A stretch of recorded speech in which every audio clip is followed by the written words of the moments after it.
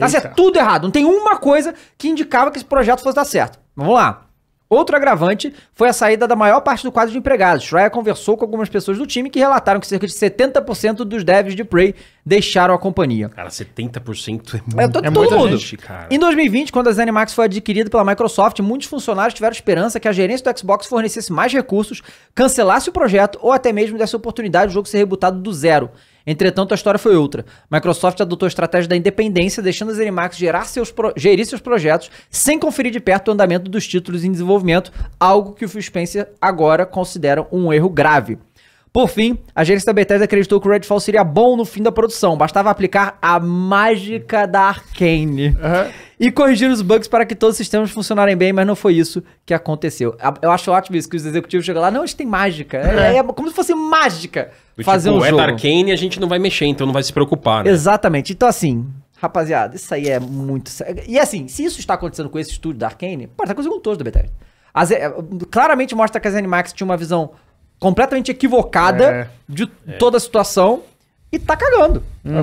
Naquela entrevista que o Phil deu pro Kinda Funny, logo depois da polêmica e da recepção negativa ao Redfall, ele falou, chegamos a um ponto, né, ele falou ali nessa entrevista, pra quem conferiu, vale muito a pena, né, galera, 40 minutos ali, e ele falou, nós precisamos definitivamente improve, né, melhorar nosso sistema de qualidade, tá certo? Ou seja, querendo dizer que vamos precisar interferir mais em alguns projetos, tá certo? Em nome da saúde desses projetos, em nome da saúde da equipe.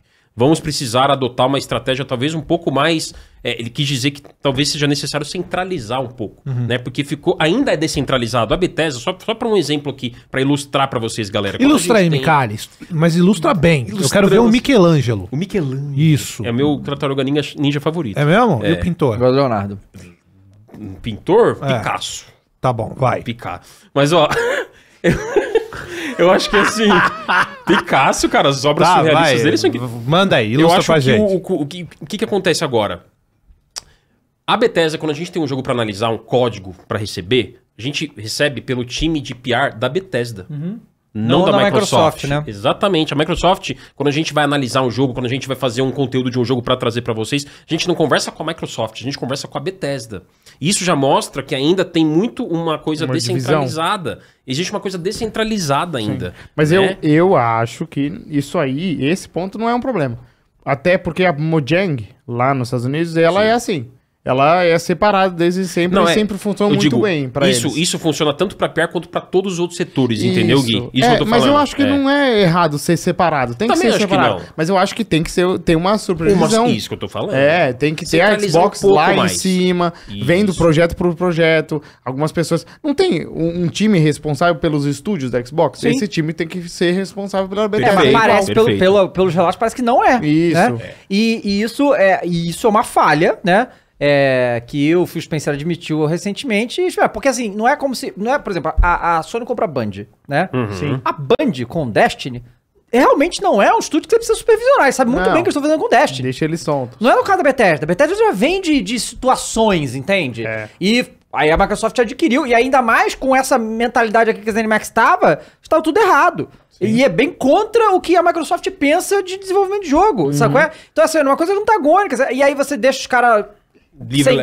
Sem direção, né? Sem direção. Mas até a Band, às vezes, esse novo jogo que a Band anunciou, como chamava no PlayStation Showcase? Marathon. Que já é uma franquia. Esse jogo já foi passado por uma supervisão da PlayStation antes de anunciar, entendeu? Porque eles compraram, eles têm que...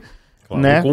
Exatamente. Tem que ter um controle. Em cima disso que você falou, Gui, eu acho muito importante. Tem que deixar o estúdio livre. Eles podem fazer o trabalho deles. E o Phil, ele falou isso no Kinda Funny. Ele falou assim, olha, não esperem de mim que eu vá jogar um balde de água fria em ideias novas. Do tipo, ele falou, não, por exemplo, ele até exemplificou Rare, ali, né? se a Tango Gameworks vem pra mim e fala que tá fazendo Hi-Fi Rush e não Evil Within 3, eu vou deixar eles fazerem Hi-Fi Rush, que não é um jogo de terror, survival horror, que é o que a Tango sempre fez, jogo de terror. Sim. Eles fizeram um Hi-Fi Rush que não é nada de terror. Ele vai falar, pode fazer. Ele não vai ser o cara que vai cortar o barato. Então eu acho isso muito legal, ele dá Mas uma não tem liberdade. hora que você tem que ser um pouco pulso Mas firme, tem hora cara. que você tem que ter um controle. Essa é a parada, eu gosto do entendeu? Phil, tá? É isso. Eu adoro Vamos deixar ele. uma coisa clara. Eu Não tem gosto do como não Phil, gostar. eu acho que é um cara que joga bem com a mídia e joga bem na área dele. Ele é fofo. Só que eu acho que tem hora que você Ele tem que ter salvou esse a pulso Xbox. firme. Por exemplo, eu não tô falando que não deveria existir o Hi-Fi Rush, que pra mim eu achava que ia ser um jogo qualquer e eu gostei pra caramba. Então eu Muito caí no legal, cavalo né? com o Hi-Fi Rush. Pra mim foi um jogo maneiro.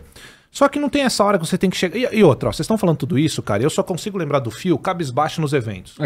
Cara Então de ser tudo amigo, isso né? que a gente tá descobrindo agora, depois de muito tempo, né, e as bombas que estão estourando agora, as bombas não, a bomba Redfall que estourou agora, são coisas que já podia estar na cabeça dele desde aquela época. Então assim, você pega os eventos aí que aparecia o Phil de fundo, era um cara cabisbaixo, triste pra caramba, parecendo que tava num velório, então era o cara já projetando o que ia ser o futuro. Então é um cara que já sabia, como ele mesmo falou, de coisas que estavam acontecendo. Agora, pô, eu acho legal você deixar acontecer um Hi-Fi Rush, porque às vezes acontece um Hi-Fi Rush. Maneiro. Exato. Só que, porra, eu não posso esquecer que tem que vir um The Evil Within 3. Perfeito. Às vezes eu não exato. posso largar o filhinho pra fazer a bagunça porque ele quer. Às vezes eu aqui, o patrão, eu que tô vendo que tem essa visão de mercado maior, mais ampla, e que estou interessado nas finanças da minha empresa, vamos colocar assim, eu não sou head, eu tenho que me preocupar com isso, cara. Eu tenho que colocar um The Evil Within 3 na mesa, Exato. sabe? Então quando você não tem esse pulso firme, é que nem criança, o Fênix. Pô. Cara, é o Exato, seguinte, você exato. deixa o moleque brincar, tu não vai cortar o barato, só que é o seguinte, tem uma hora que você tem que botar o pau na mesa, irmão. Botar o pau na mesa e falar, ó, o seguinte, eu quero isso daqui, tudo bem, agora você fez a sua brincadeira, pô, legal, foi uma grata surpresa, só que agora eu quero essa brincadeira aqui, ó. Porque isso aqui não é a casa de caridade Cara, pra lógico. desenvolvedor mostrar suas ideias. A gente precisa de grandes franquias. Perfeito. Eu acho que é por isso que a Microsoft tá no controle e o Phil tá lá pra isso. Então eu gosto do Phil, eu acho que ele é um cara muito maneiro, ele joga bem com a mídia, ele joga bem ali sendo o grande head que ele é, só que às vezes tem que ter o pau na mesa, velho. É isso, é pulso Concordo. firme. Eu concordo 200%. 200%. E outra coisa, eu acho que o Redfall só não foi cancelado porque o Game Pass existe. Porque se esse jogo for lançasse a full price como todo AAA cara, a Microsoft, ela saiu de boa dessa. Por Porque causa tá do no Game Pass. Porque tá, Se não tivesse no Game Pass, ia ser um apocalipse. Price, $70 desse, Desse. Não, né? Não ia vender nada, ia ser prejuízo Ia ser total. Não, prejuízo total. mas ia ser um escândalo, você entende? Ia ser um escândalo tipo, não tipo Cyberpunk foi demais, mas perto ali. Um grande jogo da Microsoft, AAA, Sim. $70, Anunciaram legal. essa cagada. O marketing foi bom. Eles fazendo um Exato. marketing de, porra, é o nosso trailer jogo foi grande, foda. pô. Multiplayer. E A aí gente ficou tem empolgado. Né? Lembra? A gente ficou Mas empolgado. o gente ficou empolgado. Redfall, ele podia ser um Hi-Fi Rush. Mas ele passou muito longe disso, Não, né? exatamente. Mas Mas você diz o quê? Um Hi-Fi Porque Rush o no Hi- sentido de ser um jogo maneiro, que vai ser uma Não, grata um Isso é uma jogo experimentação nova, né? Uma IP nova da Arkane, Aham. que eles estão experimentando, e pode sair um jogo bom disso, assim como foi o Hi-Fi Rush Park Tango. Só que Mas não foi. olha como as coisas se inverteram. Olha que louco. E eu vou lembrar disso aqui. O único que ficou animado com Hi-Fi Rush foi o Mikali. Ele Foi no Mas dia, também o né? Mikali fica animado com qualquer com porra. tudo. Mas Então o Hi-Fi tá Rush- tudo Ele ficou certo. animado com o Gollum, cara. Ele Bom, ficou. Isso define ele bem o que ficou. eu Mas quero o dizer. Hi-Fi Rush eu fiquei porque é da Tango. Beleza. Então, assim, eu vi o Hi-Fi Rush e falei, caí da cara. Eu não tenho essas vaidadezinhas. Caí do cavalo. Adorei o jogo. Matei ele numa jogada só. 10, 11 horas.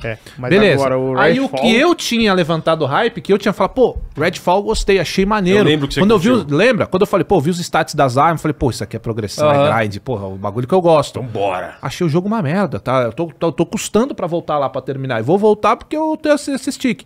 Só que assim, olha como invertem, né, as suas expectativas. Porque a gente conversava aqui de um Hi-Fi Rush que pra nós ia ser um joguinho que, joguinho descartável, caralho. E o Hi-Fi Rush era o que a gente tava... Hoje a gente tá vendo o que é o Hi-Fi Rush e é muito dessas decisões que a gente vê, desse tipo de bomba que estoura aí, que agora que a gente tá sabendo. E é legal ver isso. Legal não, né? Mas é bom ver como acontecem as coisas e depois que explode assim... Que a gente vê que o cara não tava... Porque a gente comenta, aí aparece um burro ou outro... tá querendo causar, o Phil não tá triste não. Olha lá, tá querendo... contra o Xbox. Não, ô burro. Isso é simples. Você tá vendo o cara triste, puto da vida num evento que tá todo mundo rindo, o cara tá o quê? Tá feliz? O cara tá puto, cara.